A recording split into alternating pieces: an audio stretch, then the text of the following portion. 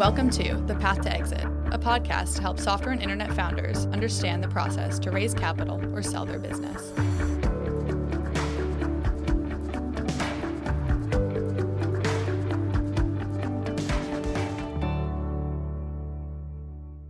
Hello and welcome, everyone. I'm Mike Lyon, founder and managing director at Vista Point Advisors, and this is The Path to Exit.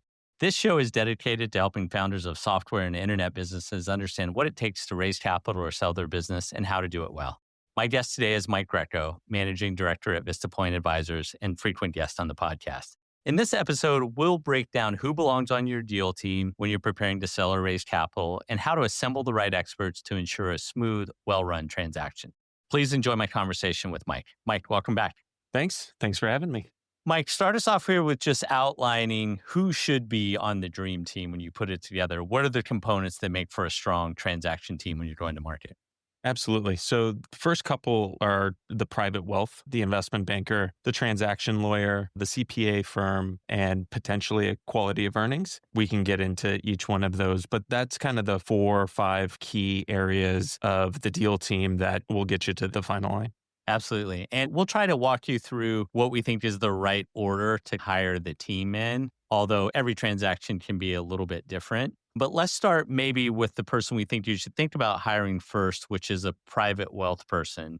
Mike, maybe talk about why do you want to hire them first? What are the considerations? And then let's also get into what should a founder look for when they're interviewing private wealth firms? Like what feels like a good fit for a founder of a fast-growing SaaS business?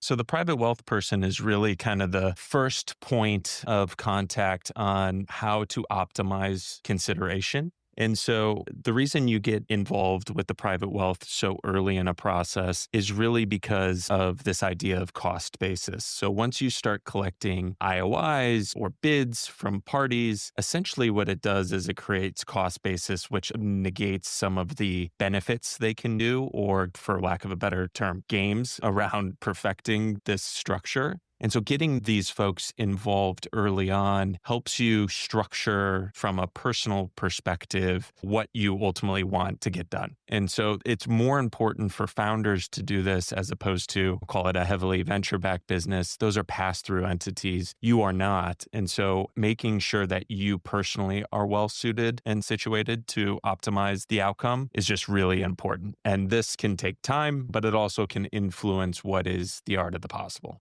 Yeah, and the reason why this one is really important for founder-led businesses is usually there's large liquidity checks in these transactions, so it's a lot of money. And there are some tax strategies where if you're trying to pass money on to family members, maybe your children, or you're thinking about charities long-term, there's some things that can be done, particularly around like irrevocable trusts, that can really help to minimize taxes at the time of the transaction. But there are some complications if you do this too late. The other thing I would say about private wealth is they're kind of like bankers. They do quite a bit of work up front to kind of help founders. And then obviously their objective is to help manage your money after you do a transaction. They also have a really good, stable trust and estate attorney. So if you do move forward with some of these irrevocable trusts, the private wealth firm isn't going to do that work for you. They're going to help advise you on structures. And then you're going to have a really good trust and estate attorney doing that work. And I think that's something where you don't want to skimp in terms of cost because there's actually real hard dollar savings around cost. Other things I would encourage you to look out for when you're talking to them is, do they have a deep expertise with founder-led businesses? Founder-led businesses are just different than some of their corporate clients. If you have QSBS is a possibility for you. You want someone who has deep expertise in that because that's potential savings for a lot. We've talked about that in other podcasts. And then I already mentioned the trust and estate planning. Those are all the core things you care about. And then maybe if they do have some access to like proprietary investment funds, that's usually post-deal. But engage with these guys early. They have lots of good ideas. And frankly, they're going to do a lot of work for free for you up front to try and win your business later on. Mike, anything else to add there on private wealth? Again, the earlier, the better, but I think that's spot on. Moving on, we had second on the list, hire the banker. I know we have a whole podcast on this, so we won't spend too much time on it. But Mike, maybe just touch the highlights here and what they should look out for in hiring a banker. Yeah, absolutely. So deep sector expertise, SaaS and verticalized SaaS shouldn't be a part of their portfolio. It should be all that they do. The scale of the transaction, I would say the thing to keep in mind here is it's more about the check size than the actual enterprise value. And so making sure that aligns with what your goals of the transaction are. And unconflicted, obviously, VPA embodies this to our core. But the more conflicted your banker is, the more buy side and deals they run for private equity and strategics, the more conflicted and less competitive the process will ultimately be. So I think for those first two, private wealth and banker, our view is you hire them kind of early on in the process. The banker has a lot of work to do around positioning and advice around the data, and the private wealth guys are going to help you with structuring and getting all your trust and estate planning set up. You want to have all that done long before you think about doing the transaction. Now we're going to move into the transaction attorney, which is a little bit different probably than the attorney you currently have working for your business. But Mike, what's the criteria you should use when you're looking at hiring a transaction attorney and some of the considerations there? This is a really important one. And something to keep in mind is the buy side, the investor or strategic, ultimately we're negotiating against. They have a really well-oiled machine. The accountants, the investors, the lawyers, they've all worked together extensively in the past. So this is not their first deal. This is their 10th, 20th transaction they've worked on. And so making sure we have the right legal team in place that can go toe to toe with the other side is just crucial. So this is a really important hire. The size of the transaction that we're working on. So again, similar to the banker, making sure they've worked on similar transactions, fighting the same types of battles and making sure we're focused on the right things. Obviously, sector expertise is a big part of that. No real estate investor or real estate brokers or lawyers trying to negotiate a SaaS transaction, just very different outcomes. Making sure they have the bandwidth and that this fits their mandate. We have a lot of stories that we can get into, but making sure the size of the deal you're working on and the type of transaction we're working on fits with their model and they have the bandwidth to take it on. A great example of this is we were recently working on a transaction with a top 5 law firm on our side, but it was a smaller transaction for them. Just created a lot of issues around senior level attention, how we were able to move quickly throughout a process and the bandwidth they were showing us. And that can create challenges in a process. So making sure they have the bandwidth and senior level expertise. And then the last being making sure they have the specialist. These specialists, tax is the biggest one, but tech and all of these other IP, privacy, employment, these specialists are going to go toe to toe with a very large law firm on the other side and making sure they can meet the expectations and also battle with them. It's just crucial. If you have these things outside of the law firm, it can just take more time to get them up to speed or get them engaged. And time kills all deals. And when it comes to a transaction, the lawyer and the banker really need to be in lockstep.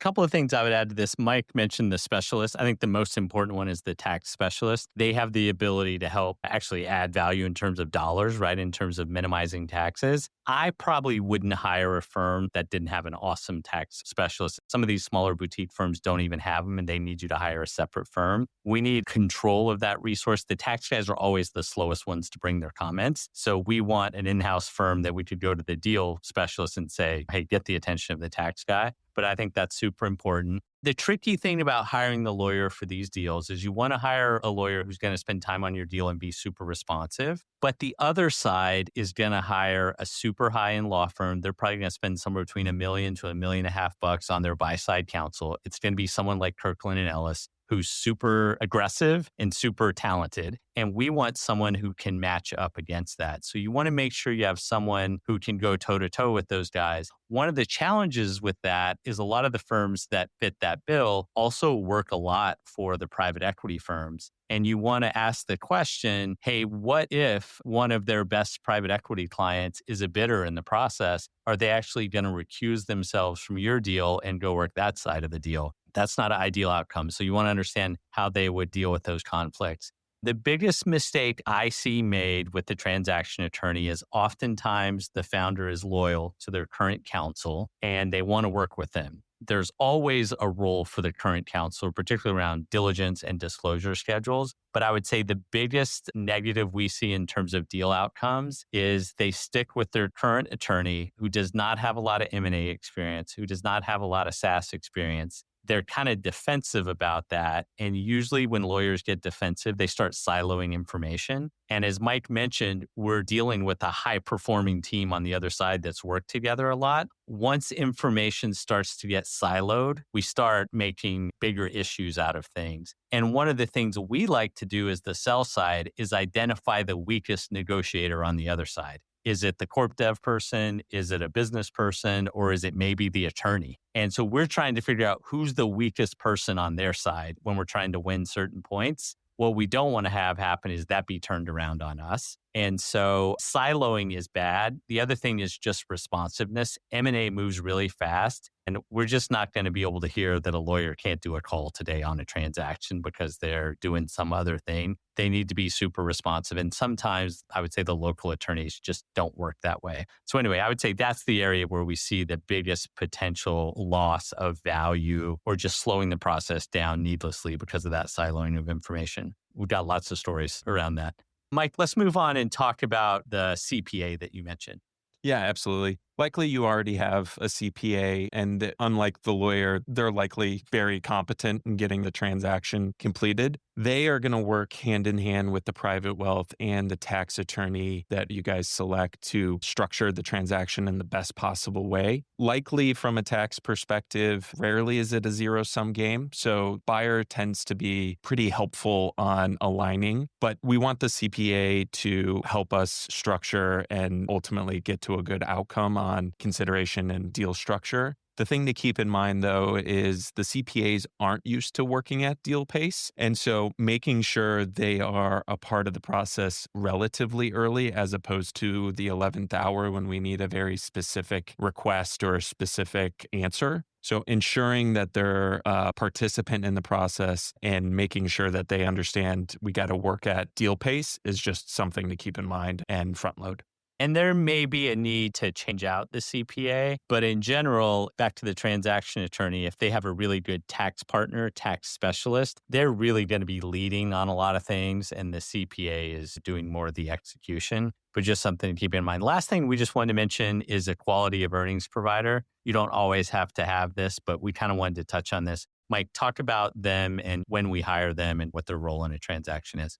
Yeah, Q of V, I would say we probably recommend them doing a quality of earnings, maybe 1 out of 10, probably even closer to 0.5 out of 10, 1 out of 20. You're going to hear a lot of companies we talk to and founders we talk to, they get a lot of feedback that you have to have a quality of earnings and all of this. That's normally coming from a middle market investment bank who's just used to walking into very clean materials, clean books, data, all tightened. Really what you need the Q of E party to do is to make sure we're passing diligence. There's no world where the buy side is going to accept our Q of E simply on face. So we're still going to have to go through that process with the buyer or investor. But in the cases where we do want to get a Q of E party involved, making sure they understand SaaS, understand the size and the systems you guys are clicking into, and understand the rev rec policies that you're really targeting. SaaS is a very different animal than many other types of businesses, and making sure they appreciate the context there.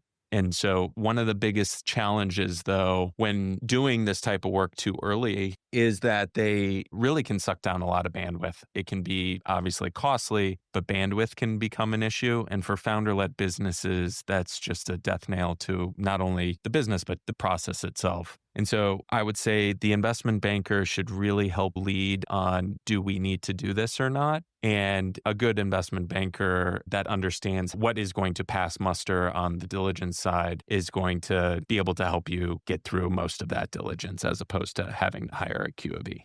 Yeah, if you ask that question, the answer shouldn't be automatic. Yes, we do it on every deal. There's some nuance there, and there's definitely trade-offs. And as Mike mentioned, the biggest trade-off for the types of companies we work with is it's not necessarily the cost, although that's a factor. It's the bandwidth loss. So, we're taking people who could be selling software or doing something else and having them focused on this quality of earnings. You only want to do that if we're really uncertain about how the numbers are going to diligence. And there's some other ways we can deal with some play in the numbers, like getting the buyers to do their QOV outside of exclusivity. So if they do find some minor things, there's no harm, no foul. But I think just scrutinize that and make sure you actually need that before you spend the time and the money, but frankly, really the time.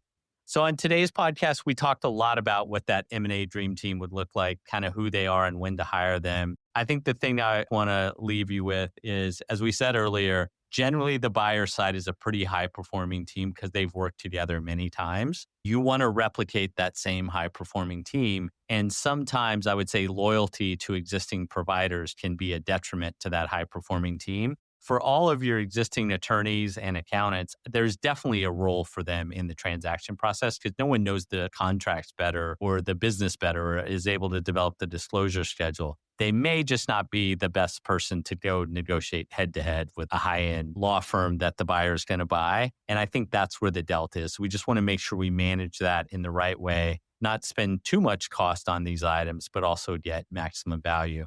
Mike, thanks for joining us on the podcast. Thanks, guys. Vista Point Advisors is a founder-focused investment bank that advises software and internet founders through M&A and capital raise transactions. We are a fully unconflicted investment bank who only works for founders on the sell side, so you know that we're always representing your best interests. Securities offered through Vista Point Advisors, member FINRA, SIPC. This has been provided for informational purposes only. It is not intended to address all circumstances that might arise. Testimonials from past clients may not be representative of the experience of other clients, and there is no guarantee of future performance or success.